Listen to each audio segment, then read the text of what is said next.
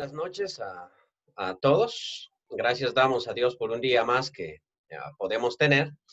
Y tenemos para hoy una lectura en el Evangelio de Lucas, ¿no? Tesoros en el cielo lleva por título. Está en Lucas capítulo 12, 32 al 34, unos cuantos versículos, pero vamos a tener algunos otros textos que vamos a citar con relación al tema. Dice la escritura, y este es un texto que aparece también en Mateo. Como hemos de saber, Mateo, Marcos y Lucas tienen muchos pasajes que están relacionados. Mateo 6, 19 al 21 y Lucas 12, que vamos a estar leyendo, 12, 32 al 34, y copio la Reina Valera. No temáis, manada pequeña, porque a vuestro Padre le ha placido daros el reino. Vended lo que poseéis y dad limosna. Haceos bolsas que no se envejezcan, tesoros en los cielos que no se agoten, donde el ladrón no llega, ni polía destruye, porque donde está vuestro tesoro, ahí estará también vuestro corazón. El pasaje arranca diciendo, porque si recordamos las lecturas previas, estábamos viendo al rico insensato, ¿no? El que confiaba en sus riquezas, pero sus riquezas no le pudieron dar la vida. Y entonces Jesús enseña que la vida del hombre no depende de la abundancia de los bienes que posee. Puede uno ser multimillonario y eso no le asegura a uno la vida en este mundo. Y luego teníamos la cuestión de no preocuparse por el mañana, del afán. Esa era la otra lectura, y por eso es que aquí le dice, no temáis, manada pequeña, pequeño grupito, ustedes no se preocupen.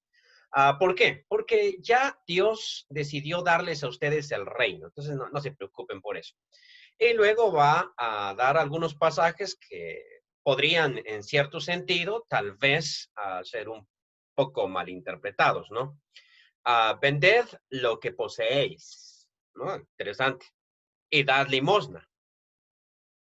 ¿A quién? ¿No? Sí. Haceos bolsas que no se envejezcan. Tesoros en los cielos que no se agote. Perdón, tesoro en el cielo que no se agote.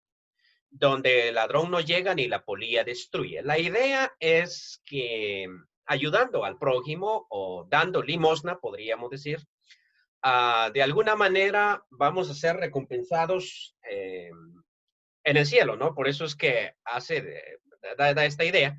Y por último, creo que es el punto central, o tal vez lo más importante, diríamos, porque donde está vuestro tesoro, ahí también estará vuestro corazón. Este es el problema más grande, tal vez, con acumular riquezas en este mundo, que las riquezas van a robar el corazón de la persona, va a depositar su corazón. Allí donde están las riquezas, ahí está el corazón, y recordemos que los antiguos consideraban que con el corazón nosotros pensábamos, y por lo tanto nuestro pensamiento iba a estar fijo en donde estuvieran nuestras riquezas.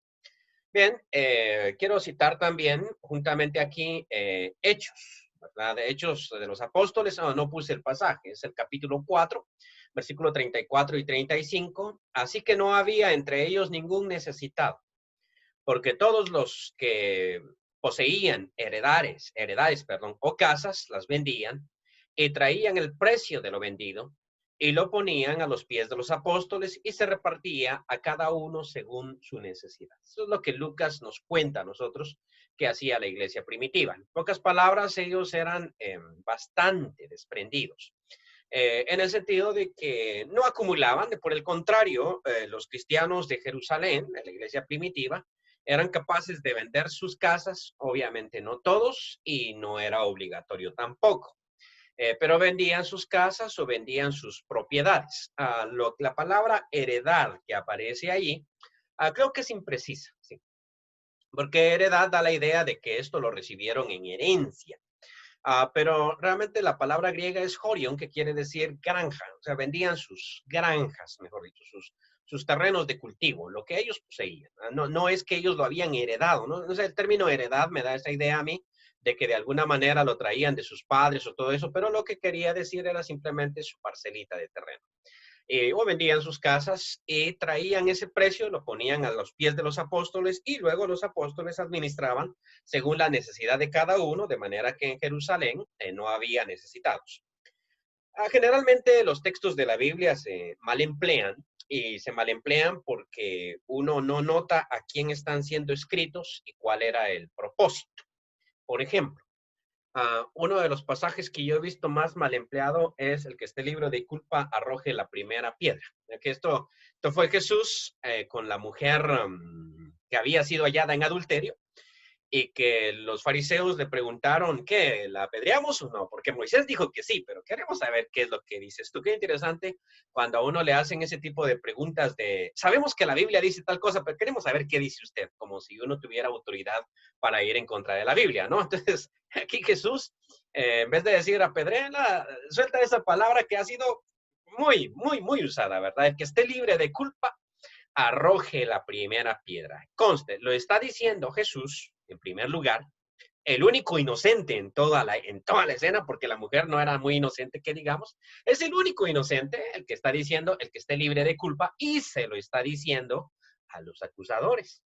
Pero este pasaje lo citan no los predicadores, sino las mujeres halladas en adulterio. El que esté libre de culpa, que arroje la primera piedra. Es donde se malusa, ¿sí? Me explico, o sea, siempre lo utiliza el culpable. El que esté libre de culpa, que me arroje. Entonces, no es la idea de Jesús.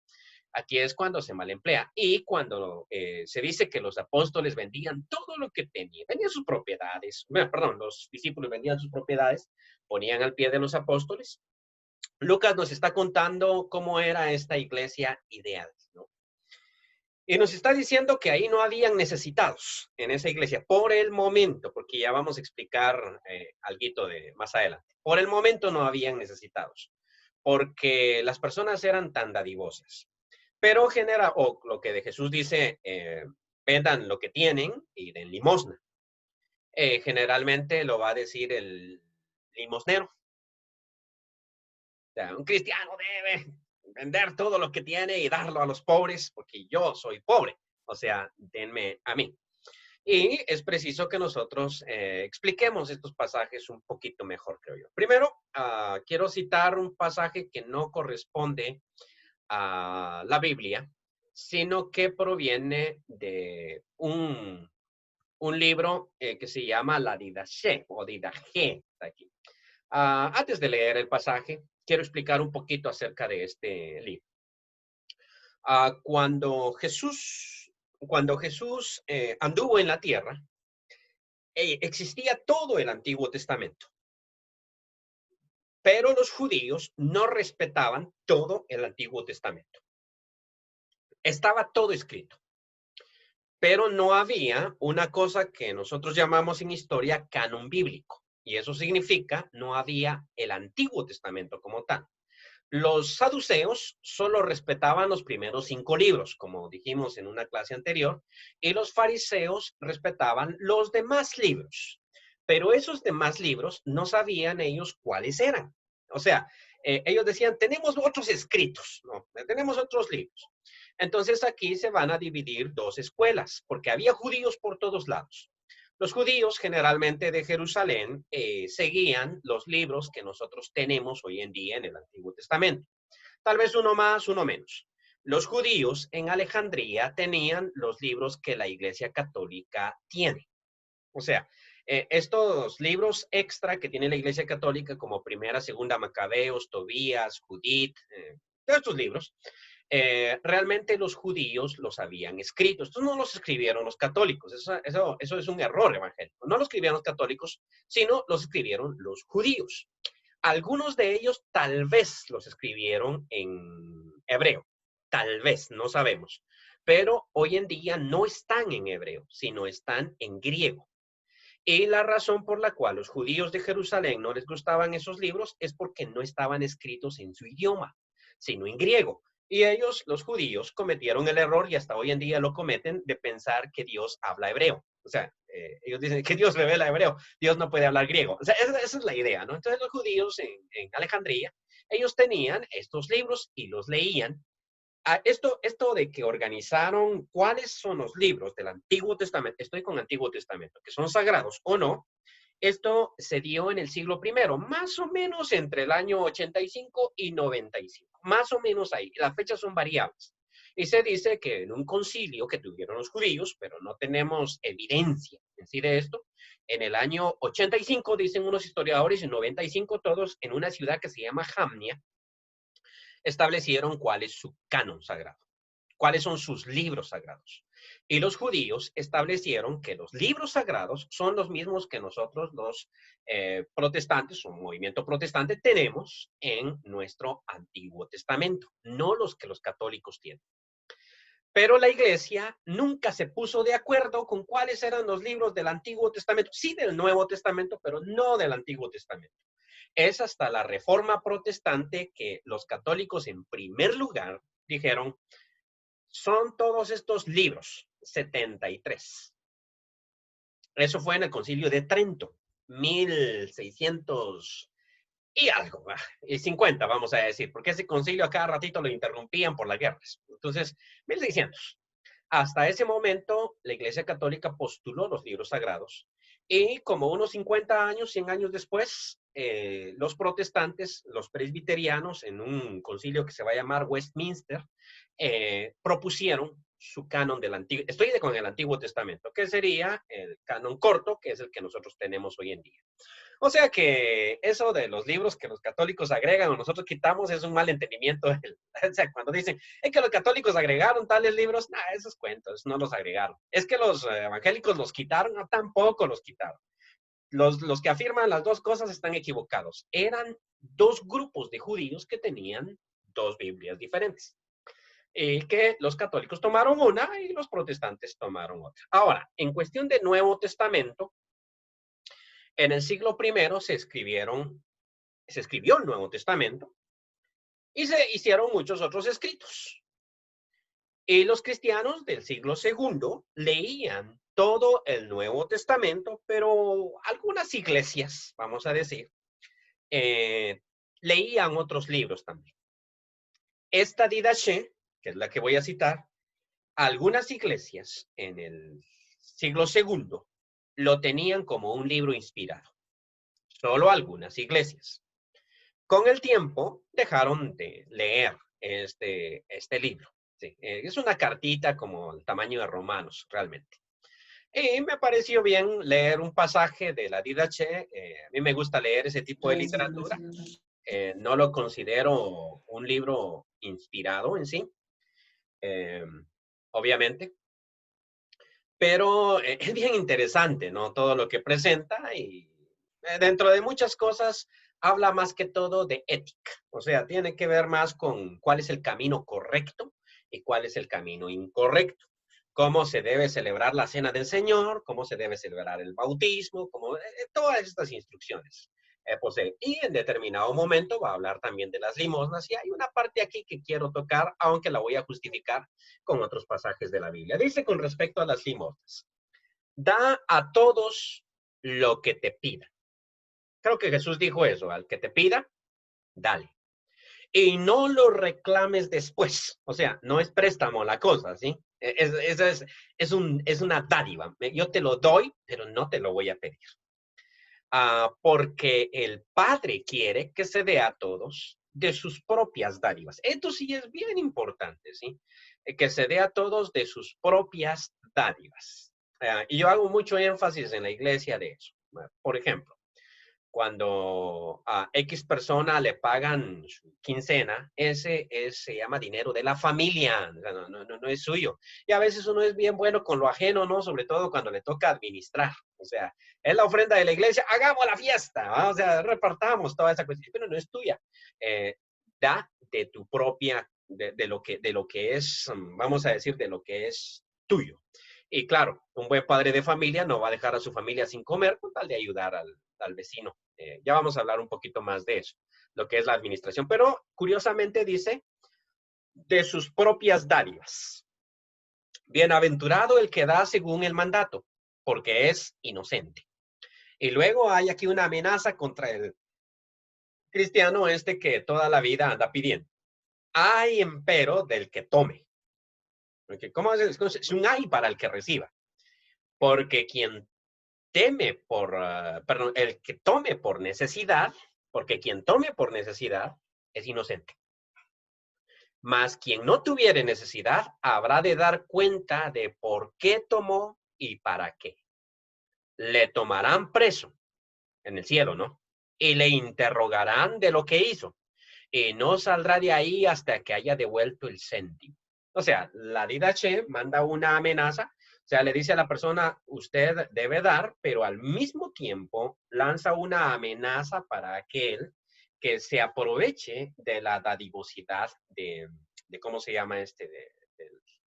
Del cristiano. Estaba viendo una película hace un rato, pero solo así unos cortes, que ya la he visto, de, creo que se llama Así Señor, de un tipo que era perdedor, aburrido, la mujer lo había dejado y todo lo demás, y el problema es que él a todo le dice no, entonces él va a un seminario donde le enseñan a decir que sí a todo, y le hacen juramentar que de ahí en adelante cada vez que alguien le pregunte o le pida algo, él va a decir sí. Y saliendo del seminario se encuentra con un limosnero que le dice, oye, le dice, si me podrías dar jalón hasta donde vives de limosnero en una montaña.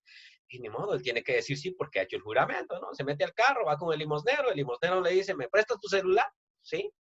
Y se gastó hasta la batería de estar llamando a todo mundo y después al bajar le dice, ¿me podrías dar un par de dólares? Y el muy loco jala todo el manojo de billetes y el limosnero le, oye, ahí tienes muchos, le dice, ¿me podrías dar todos? Y entonces él tiene que decir que sí. Y luego viene el limosnero y le dice, fíjate que he tenido muy buena suerte enfrente de ese hotel. O sea, prácticamente él ya se había fijado que todos los que salían de ahí nunca podían decir que no, ¿no? Entonces era un aprovechado de la situación. Y aquí el texto de la Didache lanza una amenaza contra este tipo de personas. Pero a continuación, dice el último versículo que cito de la Didache. De esto también fue dicho, dice, exudará tu limosna en tus manos hasta que sepas a quién la das. Es interesante este pasaje. ¿Qué significa? Significa que el cristiano, de acuerdo a esta instrucción, debía estar dispuesto a dar todo el tiempo, pero debía ser sabio a la hora de dar. O sea, da, pero que tu limosna sude en tu mano, exudará en tu mano, hasta que sepas a quién dar. Muchas veces uno, por ejemplo, dice, yo no sé si este necesita o no necesita, pero es una excusa para no dar. Pero muchas veces también somos sumamente descuidados para dar. Y la Didache da esa instrucción, o sea, tú tienes que estar dispuesto a dar porque esta es la voluntad del Padre. Pero que tu limosna sude en tu mano hasta que sepas a quién dar. Paso a leer un poquito del apóstol Pablo.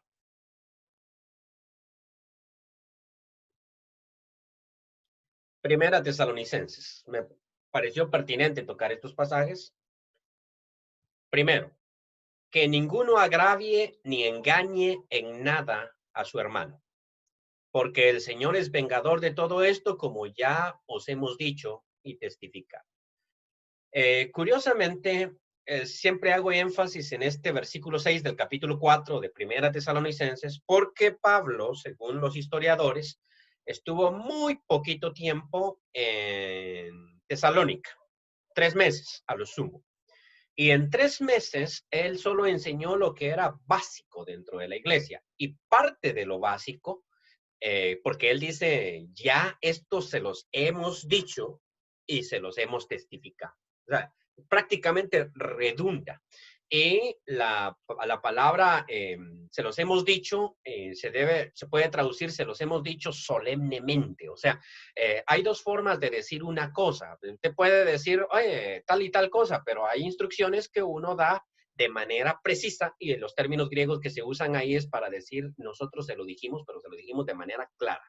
Que ninguno engañe en nada a su hermano. ¿Pero por qué no? Porque el Señor es vengador de todo esto. Y sucede que en la iglesia generalmente nos aprovechamos mucho de la situación.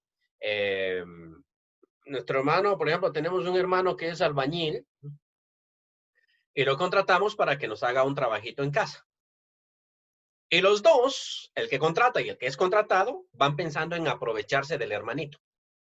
El que contrata, por ejemplo, dice, es hermano, ni me va a cobrar. Es un favorcito, ¿no? Y el que es contratado dice, es hermano, hay que se aguante, ¿no? La cuestión es que generalmente entramos en ese tipo de conflicto porque los dos están esperando que el hermano sea bueno con ellos. En vez de pensar, es hermano, por lo tanto yo le voy a pagar muy bien porque es hermano el que me va a trabajar y que el otro diga, voy a dejar el trabajo lo mejor que yo puedo porque es hermano el que me está contratando. Pero generalmente solemos aprovecharnos y en las iglesias nos enseña esto de que a un hermano uno no se aprovecha del hermano. Y Pablo sí lo remataba, ¿verdad? Y decía, el Señor es vengador de estas cosas. Para quienes piensan que el Señor no cobra venganza, Pablo lo dice claramente, el Señor es vengador de todas estas cosas, como ya se los hemos dicho. Ahora, este hermanito que siempre aparece necesitado en la congregación, ¿será que se está aprovechando del hermanos, se está aprovechando de la benevolencia de los hermanos? Dice, y que procuréis tener tranquilidad, dice el apóstol Pablo. Me brinqué un montón de textos, estoy en el versículo 11. Y ocuparos en vuestros negocios. ¿Quién dijo que los negocios eran tan malos? Ocuparos en vuestros negocios y trabajad con vuestras manos de la manera que os hemos mandado. O sea que Pablo ya en 3 meses les dijo a los tesalonicenses que deben trabajar y deben trabajar con sus manos. O sea, ese es un punto interesante, ¿no?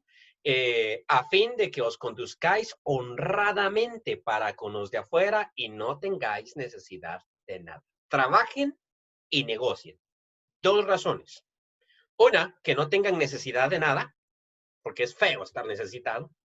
Y dos, que los de afuera tengan un criterio correcto de uno. O sea, y llama la atención un pasaje que no cité aquí, pero Pablo les dice en el capítulo 2, ¿se acuerdan, hermanos, cómo yo les prediqué el evangelio a ustedes trabajando de día y de noche para no ser gravoso a ninguno de ustedes?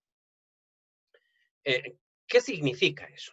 ¿Que Pablo trabajaba día y noche y era un adicto al trabajo? No significa eso.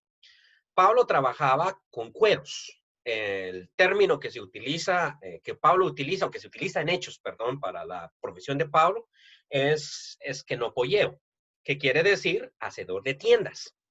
Pero muchos intérpretes dicen que técnicamente Pablo no hacía tiendas, sino que esa era su profesión, pero que no trabajaba de eso, porque ese no es un negocio rentable. O sea, si por ejemplo yo digo soy ebanista, sí, pero para ser ebanista necesita un taller, no puede andar predicando de calle en calle, de ciudad en ciudad. ¿Y cómo? ¿Cómo puede realizar su labor?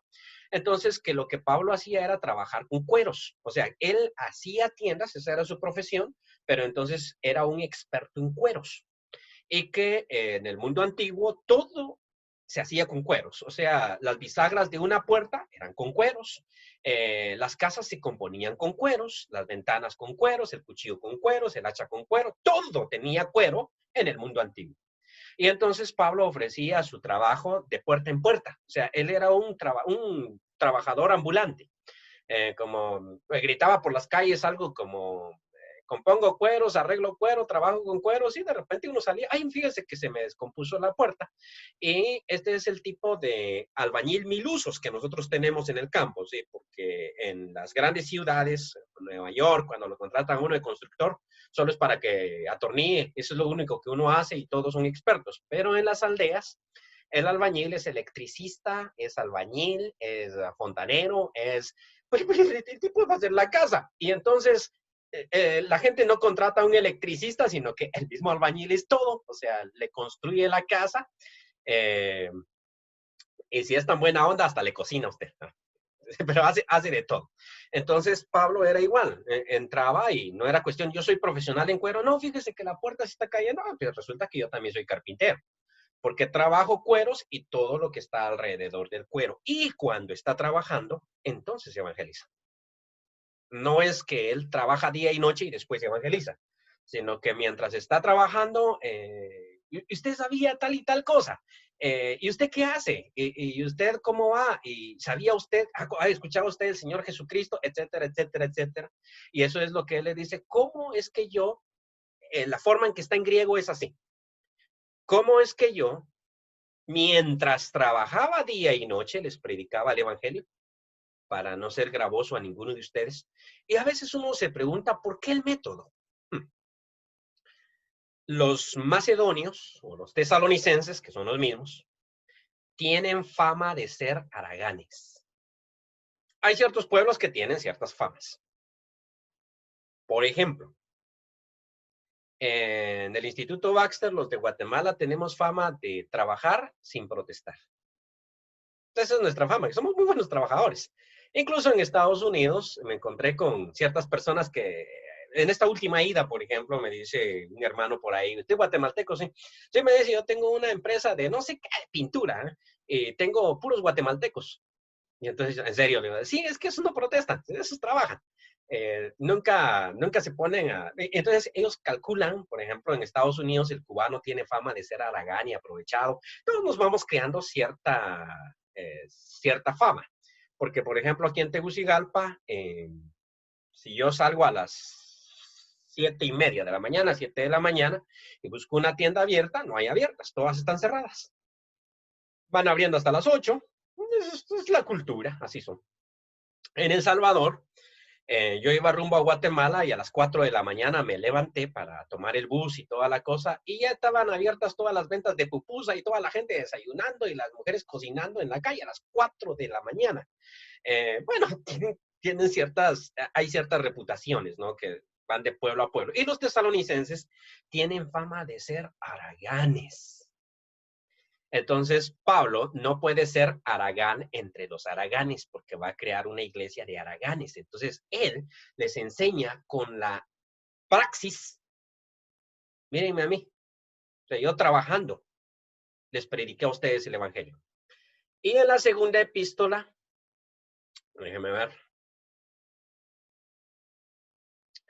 En la segunda epístola,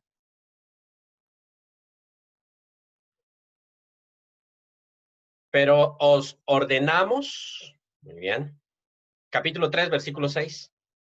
Hermanos, en el nombre de nuestro Señor Jesucristo, miren cómo lo hace de manera tan solemne, ¿no? Os ordenamos, hermanos, en nombre de nuestro Señor Jesucristo, que os apartéis de todo hermano que ande desordenadamente. ¿Y eso qué significa? Y no según la enseñanza que recibiste de nosotros. Es herejía, es pecado. ¿Qué es lo que están haciendo? Porque vosotros mismos sabéis de qué manera debéis imitarnos. Una vez más, Pablo está hablando de imitarlo. Pues nosotros no anduvimos desordenadamente entre vosotros. ¿De qué está hablando? Ni comimos de balde el pan de nadie. Oh, qué interesante. De esto estaba hablando, del hermanito que aparece a la hora del almuerzo, ¿no? Ni comimos de balde el pan de nadie, sino que trabajamos con afán y fatiga día y noche para no ser gravosos a ninguno de vosotros. Y vamos al punto. No porque no tuviésemos derecho.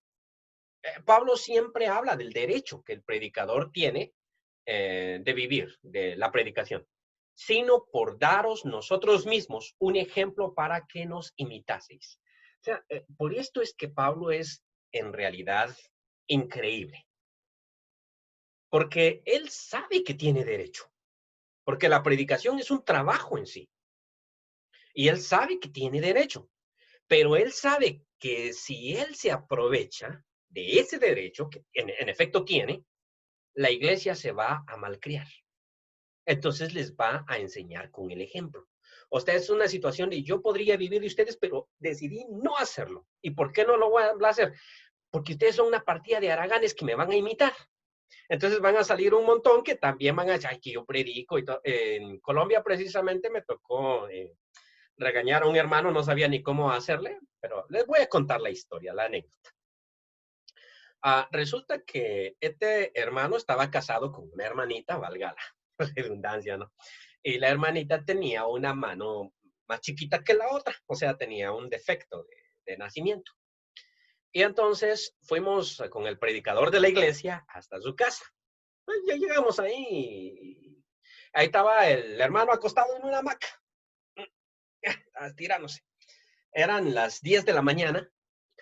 Curiosamente, con el hermano que yo me mantenía, era un hermano negociante, o sea, andaba haciendo negocios por todos lados y en medio de negocio y negocio visitábamos a los hermanos. O sea, eso era cuestión de, vamos a un negocio, pero nos queda media hora, así es de que pasemos por aquí. Y entonces la pobre hermana estaba cocinando en una ollita arroz, dijo que estaba haciendo. Entonces ya nos contó y dice, mire, dice, es que yo me levanté temprano, dijo ella, y logré conseguir trabajo de lavado. Fui a lavar ropa con su mano chiquita. Y entonces ya me dieron dinero y conseguí para el arroz, ya hay para el almuerzo. Y él estaba acostado ahí.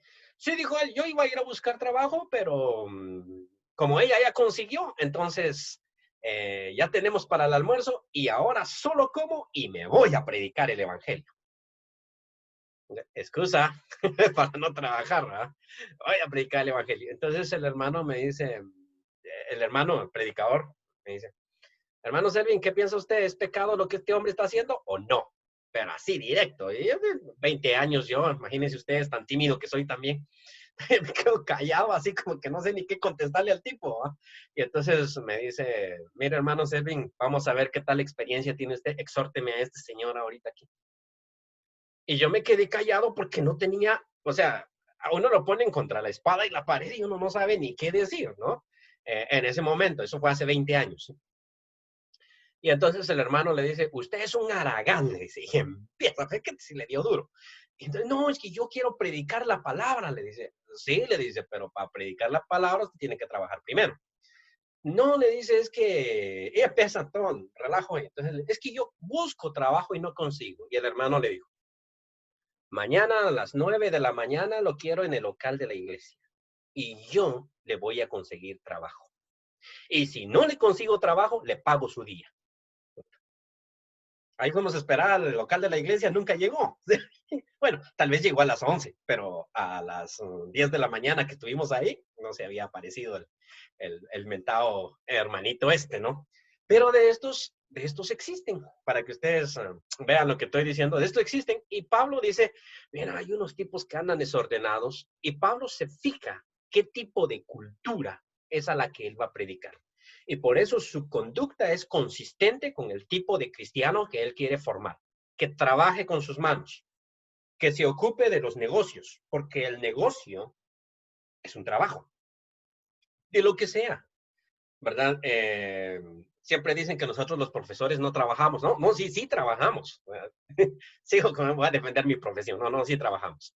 De lo que sea, pero que se ocupe de algo, porque este es el tipo de cristiano que no ande desordenadamente ni comiendo el pan de balde. Y Pablo le dice, curiosamente, hay unos que andan desordenadamente, ni se junten con este tipo de gente.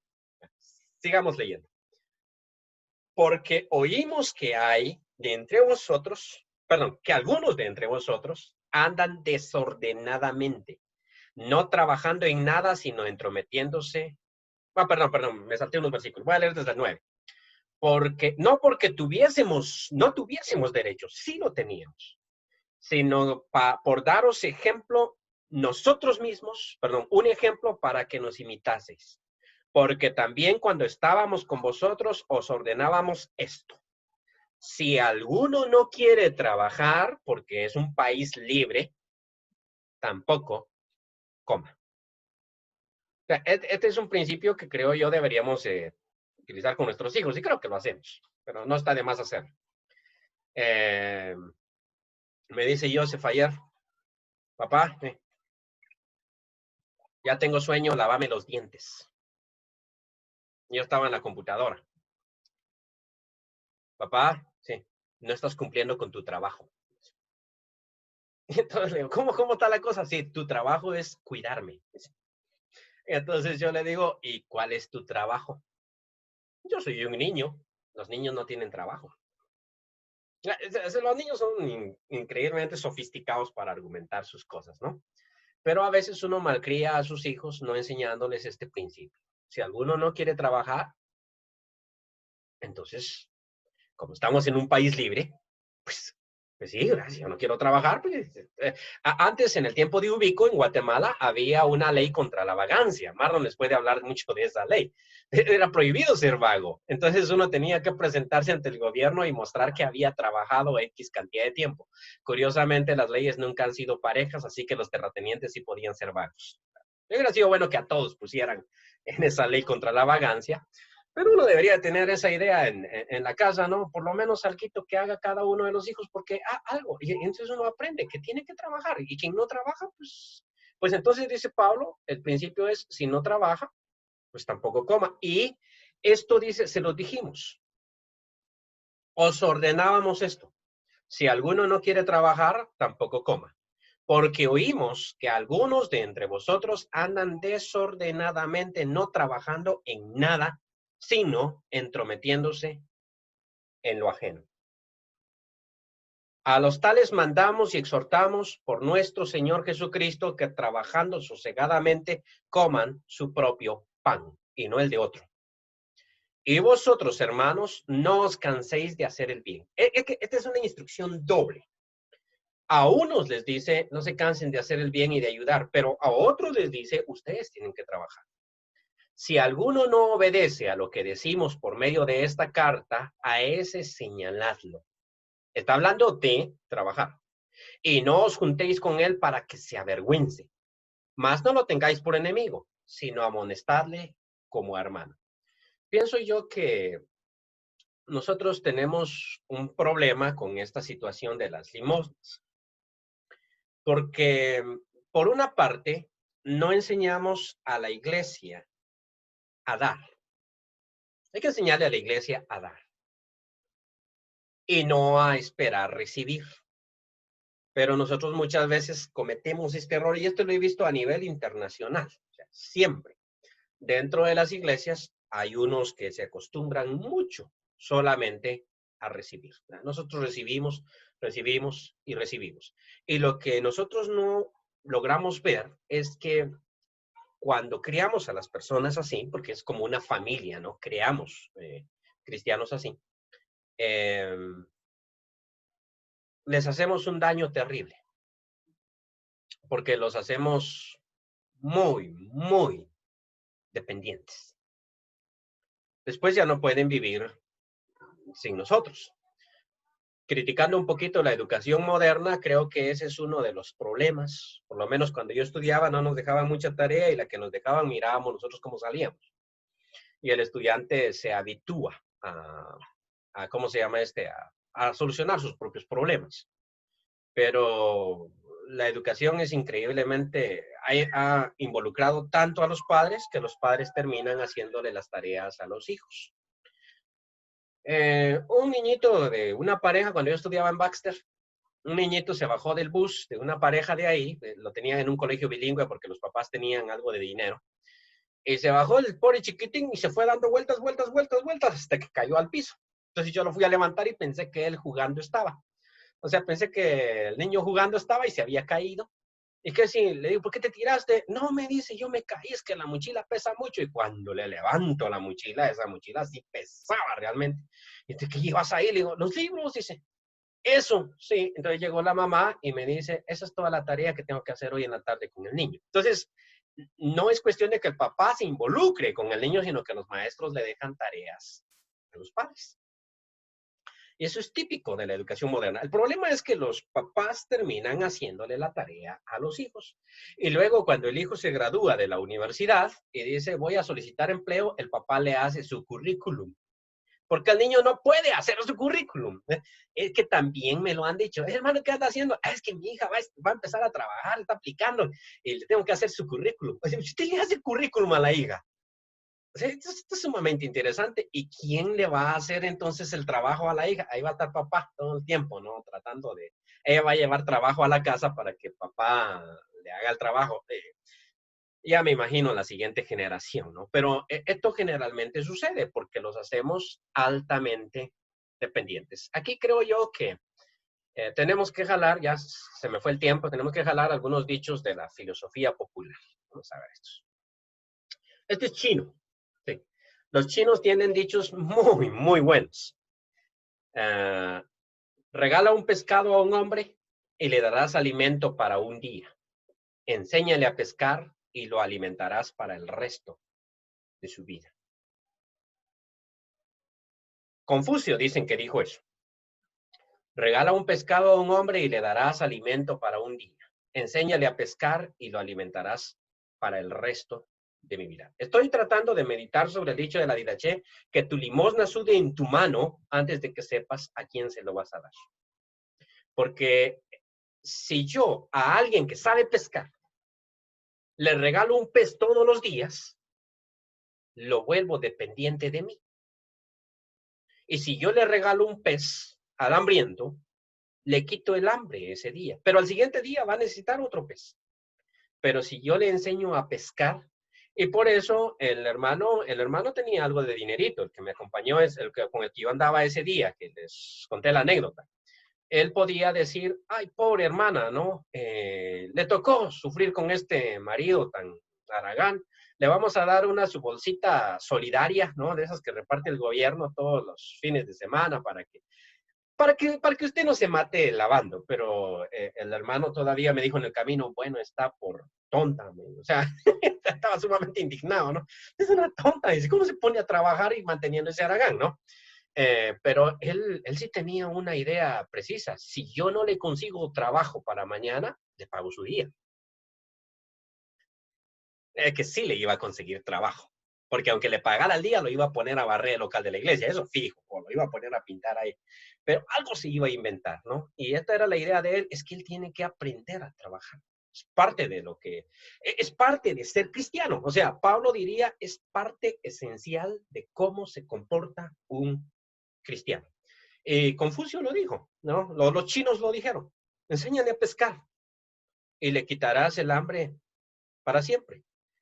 China es una gran potencia económica hoy en día, pero eso no es por su gobierno, es por su población. Ninguna nación se convierte en potencia por su gobierno, se convierte en potencia por su población. Yo sé lo que es trabajar con gringos. Esos tipos sí trabajan. Por eso es que el almuerzo ellos no le llaman almuerzo, le llaman lunch, porque no hay tiempo para almorzar. O sea, ellos no almuerzan, ellos se comen un sándwich. Eso se llama lunch. Han oído usted hablar de la lonchera. Dicen, no hay tiempo para descansar. Los gringos trabajan. Es una cultura de mucho trabajo. Me lo estaba contando Marlon, que anda viendo capítulos repetidos del Gran Chaparral, cómo se distingue la cultura mexicana con la cultura norteamericana. Y si quieren un mejor ejemplo, creo que todos los que tuvimos infancia vimos en algún momento Speedy González, ¿no? Donde aparecen todos los ratoncitos mexicanos con el gran sombrerón, durmiendo toda la mañana. Eso se llama cultura latina. Y los gringos siempre aparecen como sumamente trabajadores, hasta en las caricaturas, ¿no? Eso es lo que hace grande verdaderamente y una potencia económica a una nación. Eso es lo que lo hace una potencia. Alemania quedó destruida después de la Segunda Guerra Mundial.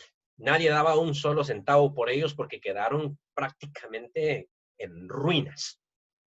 Y con los israelitas de enemigos, que vaya, que eso sí era peligroso. Hay varios documentales que hablan de los israelitas que quisieron envenenar toda el agua de Nuremberg, por ejemplo, meter veneno en las cañerías para desquitarse de lo que los alemanes le hicieron. Y hoy en día, los alemanes son la potencia económica de Europa. No es su gobierno, es su pueblo. Nosotros esperamos que Guatemala tenga un gobierno que nos saque de la pobreza. Eso no existe.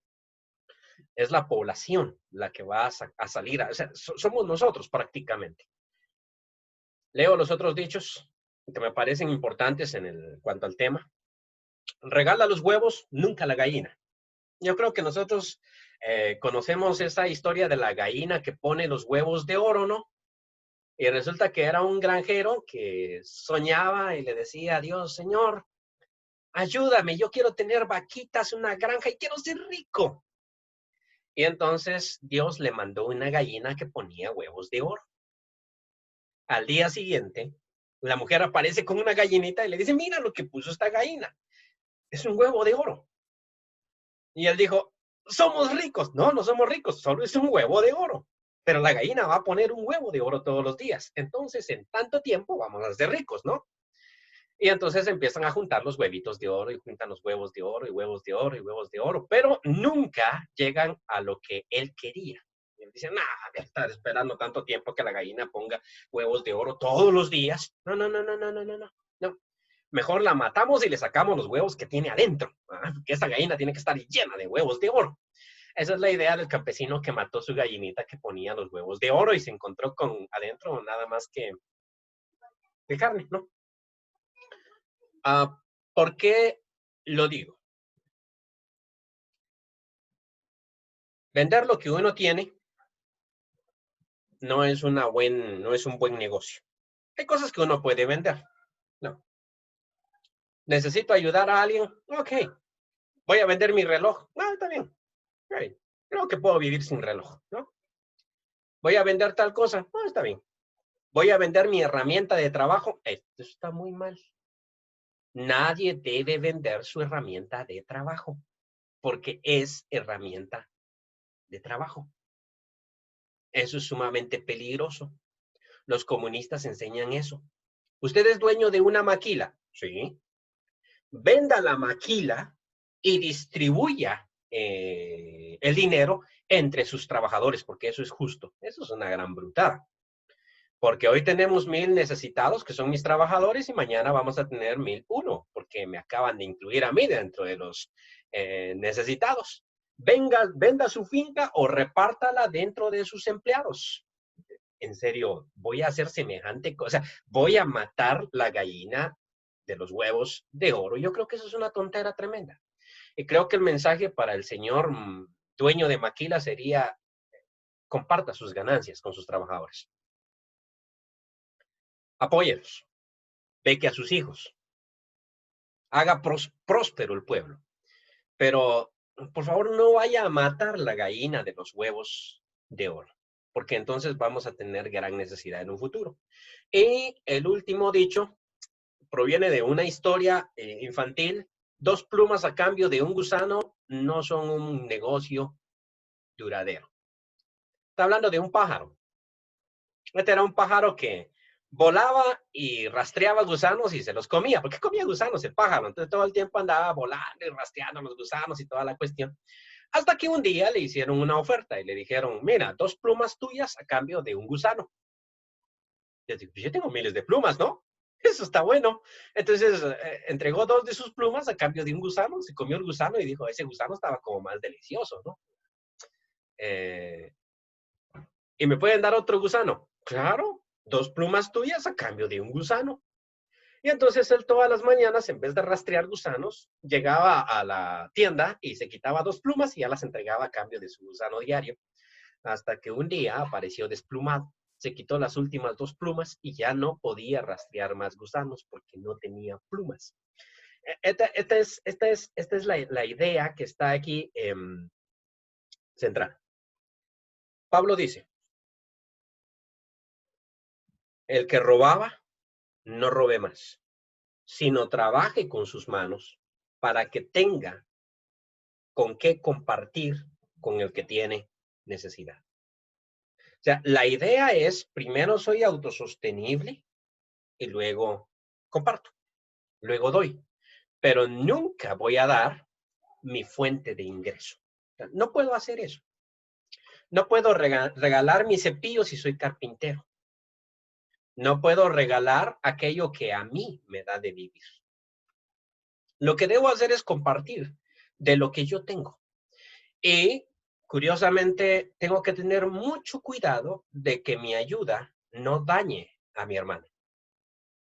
O sea, eso de yo soy más afortunado y por lo tanto comparto contigo, eso no es una buena idea. Cuenta una historia, con esto termino, de un viejo sabio que llegó hasta una casa muy pobre. Estaba ahí en un precipicio.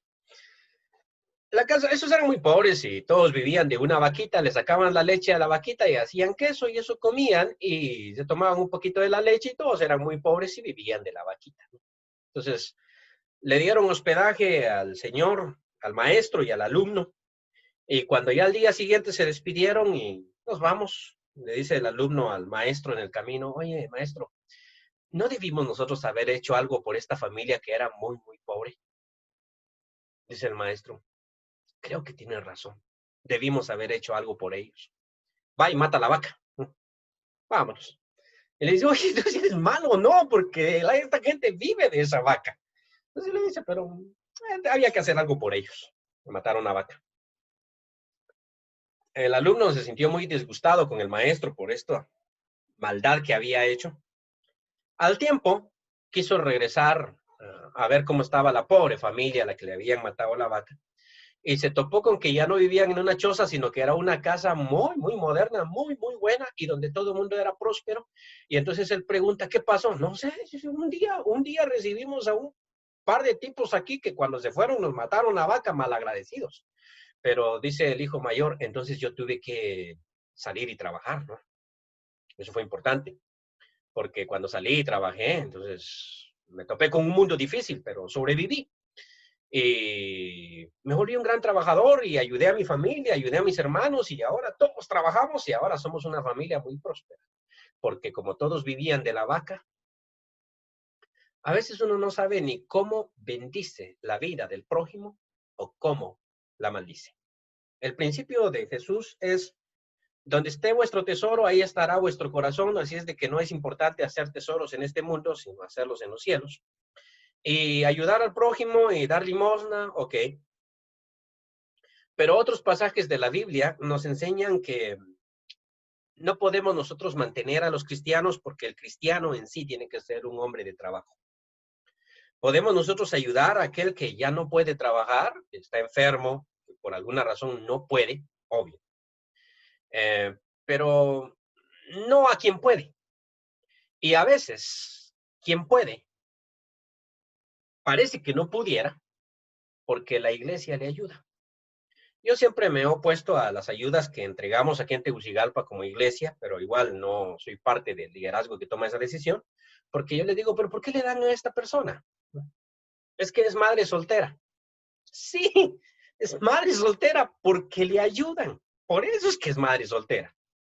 Si no, ya se hubiese buscado un trabajo o se hubiese buscado un marido que la ayude, pero el caso es que si tiene un hijo sin papá, pues pobre muchachito, sí, sí, sí, sí es cierto, pobre criaturita. Pero cuando la iglesia la subsidia, entonces para ella es fácil. ¿Para qué sacar a mi familia adelante si la iglesia me da con qué sobrevivir o subsistir? Y entonces es subsistencia. Y el hijo va a vivir de subsistencia. Y va a crear la mentalidad de pobre, de subsistencia. Este es un problema, un círculo vicioso, y luego se va a hacer de otro hijo porque al final de cuentas la iglesia me los subsidia. O sea, qué interesante la idea del subsidio, ¿no? Muchas veces hay que matar esa vaquita.